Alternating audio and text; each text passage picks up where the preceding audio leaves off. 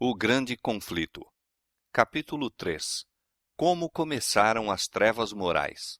O apóstolo Paulo, em sua segunda carta aos Tessalonicenses, predisse a grande apostasia que teria como resultado o estabelecimento do poder papal. Declarou que o dia de Cristo não viria sem que antes venha a apostasia e se manifeste o homem do pecado, o filho da perdição, o qual se opõe e se levanta contra tudo o que se chama Deus ou se adora, de sorte que se assentará como Deus no templo de Deus, querendo parecer Deus. E ainda mais, o apóstolo adverte os irmãos, já o mistério da injustiça opera. Mesmo naqueles primeiros tempos, viu ele, insinuando-se na igreja, erros que preparariam o caminho para o desenvolvimento do papado. Pouco a pouco, a princípio furtiva e silenciosamente, e depois mais às claras, à medida em que crescia em força e conquistava o domínio na mente das pessoas, o mistério da iniquidade levou avante sua obra de engano e blasfêmia. Quase imperceptivelmente, os costumes do paganismo tiveram ingresso na igreja cristã. O espírito de transigência e conformidade fora restringido durante algum tempo pelas terríveis perseguições que a igreja suportou sob o paganismo. Mas, incessando a perseguição e entrando o cristianismo nas cortes e palácios dos reis, pôs ela de lado a humilde simplicidade de Cristo e seus apóstolos, em troca da pompa e orgulho dos sacerdotes e governadores pagãos, e em lugar das ordenanças de Deus, colocou teorias e tradições humanas. A conversão nominal de Constantino, na primeira parte do século IV, causou grande regozijo, e o mundo, sob o manto da justiça aparente, introduziu-se na igreja. Progredia rapidamente a obra de corrupção. O paganismo, conquanto parecesse suplantado, tornou-se o vencedor. Seu espírito dominava a igreja. Suas doutrinas, cerimônias e superstições incorporavam-se à fé e culto dos professos seguidores de Cristo. Esta mútua transigência entre o paganismo e o cristianismo resultou no desenvolvimento do homem do pecado, predito na profecia como se opondo a Deus e exaltando-se sobre ele. Aquele gigantesco sistema de religião falsa é obra-prima do poder de Satanás, monumento de seus esforços para sentar-se sobre o trono e governar a terra segundo a sua vontade. Uma vez Satanás se esforçou por estabelecer um compromisso mútuo com Cristo. Chegando-se ao Filho de Deus no deserto da tentação e mostrando-lhe todos os reinos do mundo e a glória dos mesmos, ofereceu-se a entregar tudo em suas mãos se tão somente reconhecesse a supremacia do príncipe das trevas. Cristo repreendeu o pretensioso tentador e obrigou-o a retirar-se. Mas Satanás obtém maior êxito em apresentar ao homem as mesmas tentações. Para conseguir proveitos e honras humanas, a igreja foi levada a buscar o favor e apoio dos grandes homens da terra, e, havendo assim rejeitado a Cristo, foi induzida a prestar obediência ao representante de Satanás, o bispo de Roma. Uma das principais doutrinas do catolicismo é que o Papa é a cabeça visível da Igreja Universal de Cristo, investido de autoridade suprema sobre os bispos e pastores em todas as partes do mundo. Mais do que isto, tem-se dado ao Papa os próprios títulos da divindade. Tem sido intitulado Senhor Deus o Papa e foi declarado infalível. Exige ele a homenagem de todos os homens. A mesma pretensão em que insistia Satanás no deserto da tentação, ele ainda a encarece mediante a Igreja de Roma, e enorme número de pessoas estão prontas para render-lhe homenagem. Mas os que temem e reverenciam a Deus enfrentam esta audaciosa presunção do mesmo modo por que Cristo enfrentou as solicitações do insidioso adversário. Adorarás ao Senhor teu Deus, e a ele somente servirás. Deus jamais deu em sua palavra a mínima sugestão de que tivesse designado algum homem para ser a cabeça da igreja. A doutrina da supremacia papal opõe-se diretamente aos ensinos das Escrituras Sagradas. O Papa não pode ter poder algum sobre a Igreja de Cristo, senão por usurpação. Os romanistas têm persistido em acusar os protestantes de heresia e voluntária separação da verdadeira Igreja. Semelhantes acusações, porém, implicam-se antes a eles próprios. São eles os que depuseram a bandeira de Cristo e se afastaram da fé que uma vez foi dada aos santos. Satanás bem sabia que as Escrituras Sagradas habilitariam os homens a discernir seus enganos e resistir a seu poder. Foi pela palavra que mesmo o Salvador do mundo resistiu a seus ataques. Em cada assalto, Cristo apresentou o escudo da verdade eterna, dizendo: está escrito. A cada sugestão do adversário, opunha a sabedoria e poder da palavra. A fim de Satanás manter o seu domínio sobre os homens e estabelecer a autoridade humana, deveria conservá-los na ignorância das Escrituras. A Bíblia exaltaria a Deus e colocaria o homem finito em sua verdadeira posição. Portanto, suas sagradas verdades deveriam ser ocultadas e suprimidas. Esta lógica foi adotada pela Igreja de Roma. Durante séculos, a circulação da Escritura foi proibida. Ao povo era vedado lê-la ou tê-la em casa, e sacerdotes e prelados sem escrúpulos interpretavam-lhe os ensinos de modo a favorecerem suas pretensões. Assim, o chefe da igreja veio a ser quase universalmente reconhecido como o vigário de Deus na terra, dotado de autoridade sobre a igreja e o Estado. Suprimido o revelador erro, agiu Satanás à vontade. A profecia declarara que o papado havia de cuidar em mudar os tempos e a lei. Daniel 7:25. Para cumprir esta obra não foi vagaroso. A fim de proporcionar aos conversos do paganismo uma substituição à adoração de ídolos e promover assim sua aceitação nominal do cristianismo, foi gradualmente introduzida no culto cristão a adoração das imagens e relíquias. O decreto de um concílio geral estabeleceu, por fim, este sistema de idolatria. Para completar a obra sacrílega, Roma pretendeu eliminar da lei de Deus o segundo mandamento, que proíbe o culto das imagens, e dividir o 10º mandamento a fim de conservar o número deles. Este espírito de concessão ao paganismo abriu caminho para desrespeito ainda maior da autoridade do céu. Satanás, operando por meio de não consagrados dirigentes da igreja, intrometeu-se também com o 4º mandamento e tentou pôr de lado o antigo sábado, o dia que Deus tinha abençoado e santificado, e exaltando em seu lugar a festa observada pelos pagãos como o venerável dia do sol. Esta mudança não foi, a princípio, tentada abertamente. Nos primeiros séculos, o verdadeiro sábado foi guardado por todos os cristãos. Eram estes ciosos da honra de Deus e, crendo que sua lei é imutável, zelosamente preservavam a santidade de seus preceitos. Mas, com grande argúcia, Satanás operava mediante seus agentes para efetuar seu objetivo. Para que a atenção do povo pudesse ser chamada para o domingo, foi feito deste uma festividade em honra da ressurreição de Cristo. Atos religiosos eram nele realizados. Era, porém, considerado como um dia de recreio, sendo o sábado ainda observado como dia santificado.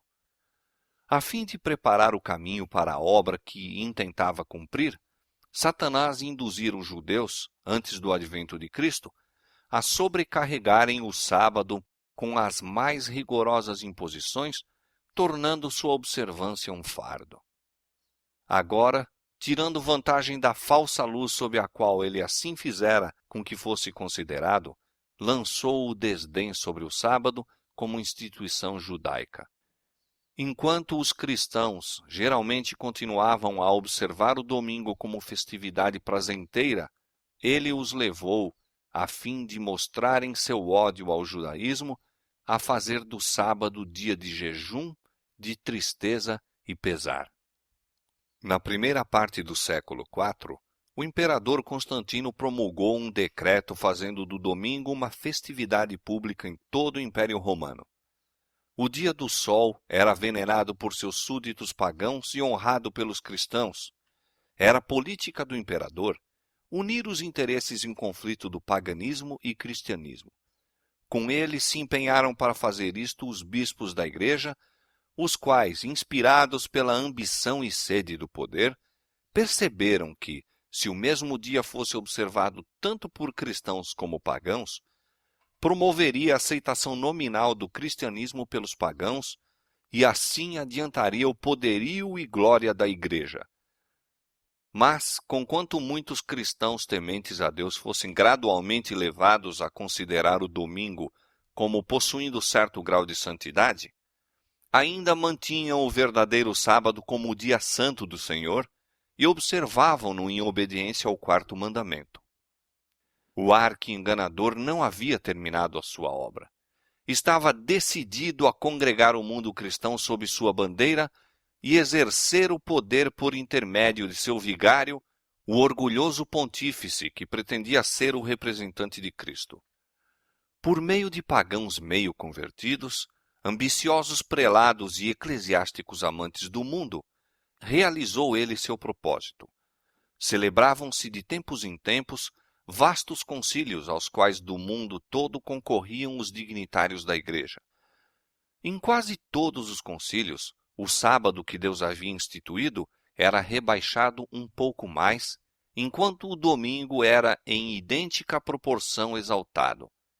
Destarte, a festividade pagã veio finalmente a ser honrada como instituição divina, ao mesmo tempo em que se declarava ser o sábado bíblico relíquia do judaísmo, amaldiçoando-se seus observadores. O grande apóstata conseguira exaltar-se contra tudo o que se chama Deus ou se adora. Ousara mudar o único preceito da lei divina que inequivocamente indica a toda a humanidade o Deus verdadeiro e vivo. No quarto mandamento, Deus é revelado como o Criador do céu e da terra e por isso se distingue de todos os falsos deuses. Foi para a memória da obra da criação que o sétimo dia foi santificado como dia de repouso para o homem. Destinava-se a conservar o Deus vivo sempre diante da mente humana como a fonte de todo ser e objeto de reverência e culto. Satanás esforça-se por desviar os homens de sua aliança para com Deus e de prestarem obediência à sua lei. Dirige seus esforços, portanto, especialmente contra o mandamento que aponta a Deus como o Criador. Os protestantes hoje insistem em que a ressurreição de Cristo no domingo fê-lo o sábado cristão. Não existe, porém, evidência escriturística para isto. Nenhuma honra semelhante foi conferida ao dia por Cristo ou seus apóstolos. A observância do domingo como instituição cristã teve origem no mistério da injustiça, que já no tempo de Paulo começara a sua obra. Onde e quando adotou o Senhor este filho do papado? Que razão poderosa se poderá dar para uma mudança que as Escrituras não sancionam? No século VI, tornou-se o papado firmemente estabelecido. Fixou-se a sede de seu poderio na capital imperial e declarou-se ser o bispo de Roma a cabeça de toda a igreja. O paganismo cedera lugar ao papado. O dragão dera à besta o seu poder e o seu trono e grande poderio. Apocalipse 13:2. E começaram então os 1260 anos da opressão papal, preditos nas profecias de Daniel, capítulo 7, 25, e Apocalipse, capítulo 13, versos 5 a 7. os cristãos foram obrigados a optar entre renunciar sua integridade e aceitar as cerimônias de culto papais, ou passar a vida nas masmorras, sofrer a morte pelo instrumento de tortura, pela fogueira ou pela machadinha do verdugo. Cumpriam-se as palavras de Jesus, e até pelos pais e irmãos e parentes e amigos sereis entregues, e matarão alguns de vós, e de todos sereis odiados por causa do meu nome. Desencadeou-se a perseguição sobre os fiéis com maior fúria do que nunca, e o mundo se tornou um vasto campo de batalha. Durante séculos, a Igreja de Cristo encontrou refúgio no isolamento e obscuridade. Assim diz o profeta: a mulher fugiu para o deserto, onde já tinha lugar preparado por Deus, para que ali fosse alimentada durante 1260 dias. Apocalipse 12, verso 6. O acesso da Igreja de Roma ao poder assinalou o início da escura Idade Média. Aumentando seu poderio, mais se adensavam as trevas. De Cristo, o verdadeiro fundamento, transferiu-se a fé para o Papa de Roma. Em vez de confiar no Filho de Deus para o perdão dos pecados e para a salvação eterna, o povo olhava para o Papa e para os sacerdotes e prelados a quem alegava autoridade.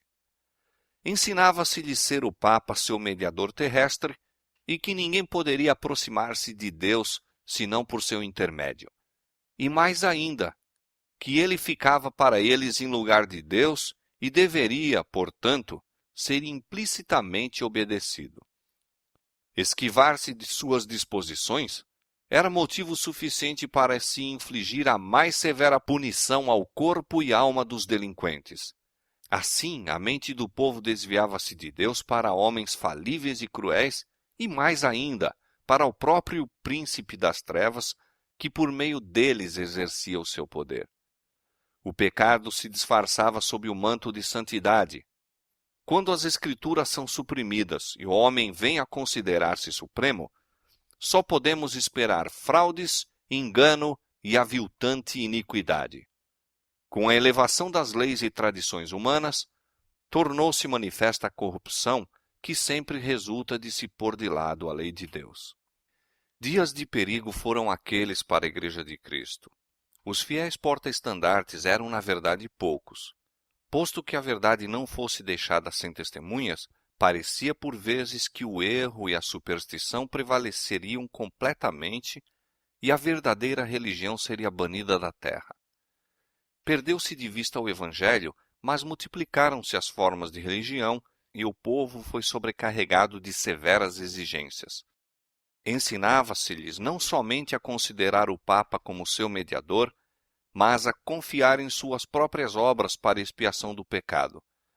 Longas peregrinações, atos de penitência, adoração de relíquias, ereção de igrejas, relicários e altares, bem como o pagamento de grandes somas à igreja, tudo isto e muitos atos semelhantes eram ordenados para aplacar a ira de Deus ou assegurar o seu favor, como se Deus fosse idêntico aos homens, encolerizando-se por ninharias ou apaziguando-se com donativos ou atos de penitência.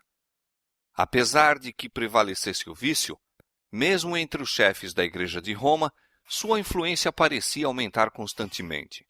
Mais ou menos ao findar do século VIII, os romanistas começaram a sustentar que nas primeiras épocas da Igreja, os bispos de Roma tinham possuído o mesmo poder espiritual que assumiam agora. Para confirmar essa pretensão, era preciso empregar alguns meios com o fito de lhe dar aparência de autoridade. Isto foi prontamente sugerido pelo pai da mentira. Antigos escritos foram forjados pelos monges. Decretos de concílios que antes nada se ouvira foram descobertos, estabelecendo a supremacia universal do Papa desde os primeiros tempos.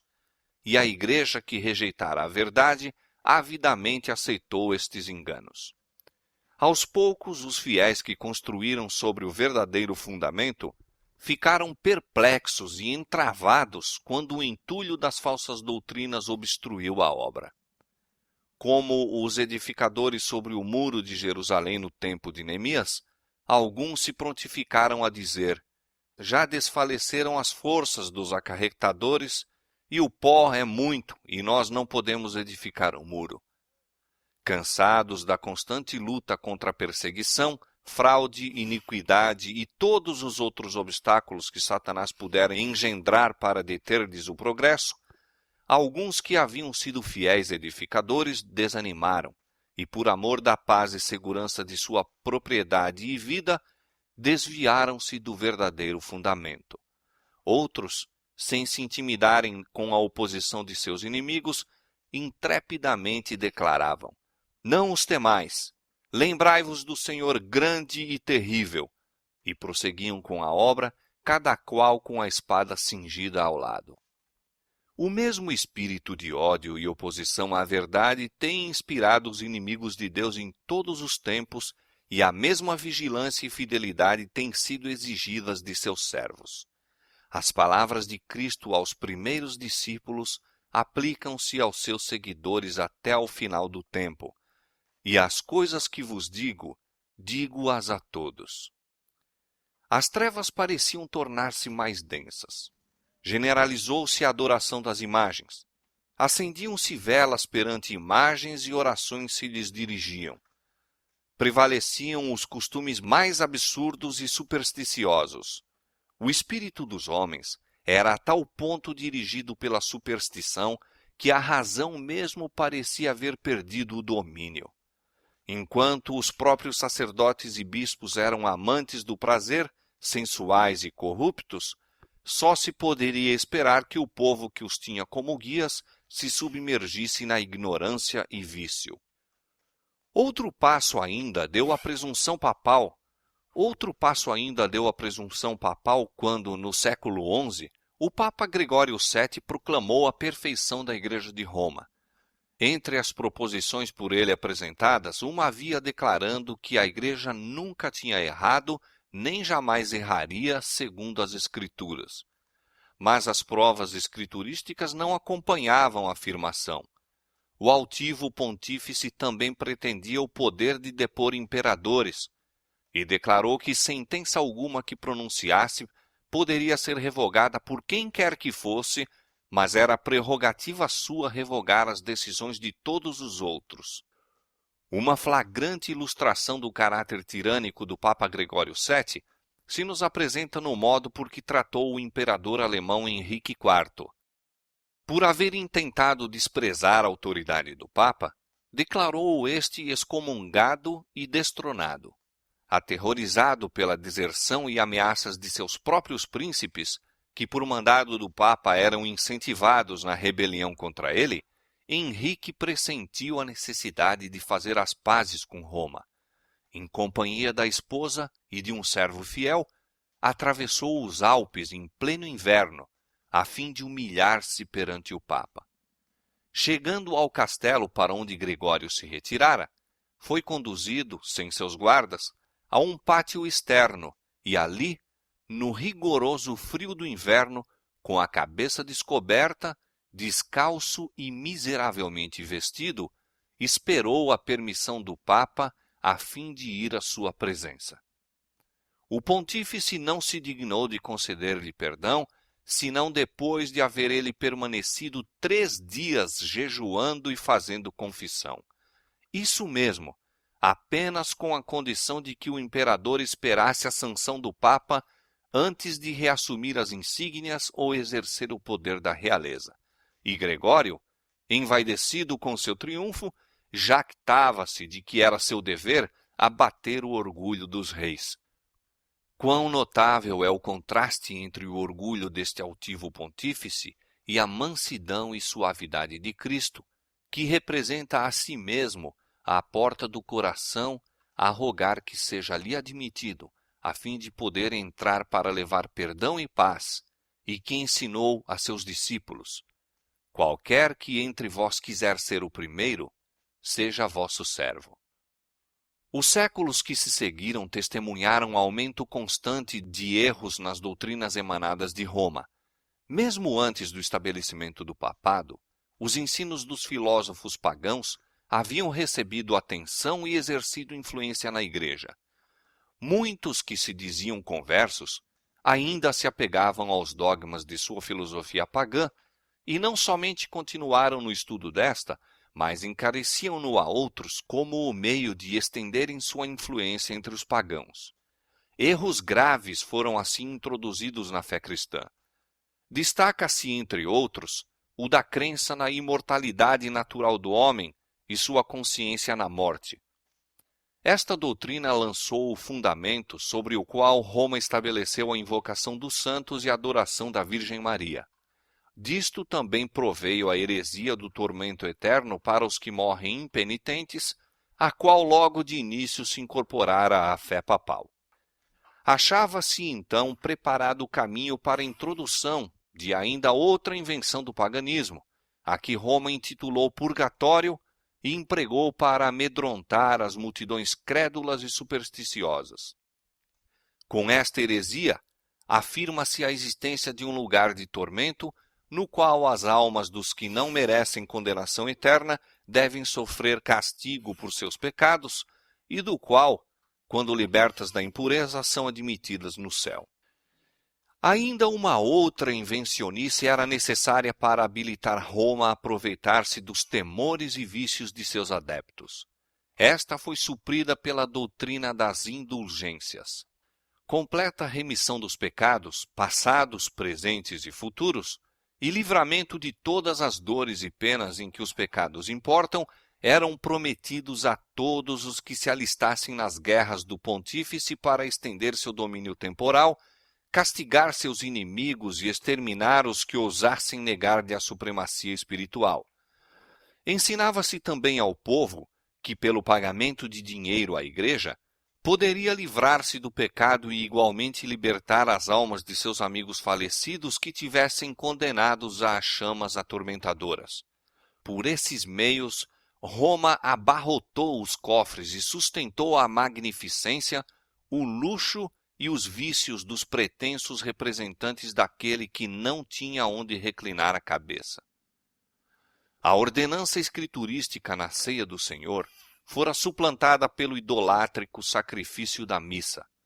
Sacerdotes papais pretendiam, mediante esse disfarce destituído de sentido, converter o simples pão e vinho no verdadeiro corpo e sangue de Cristo.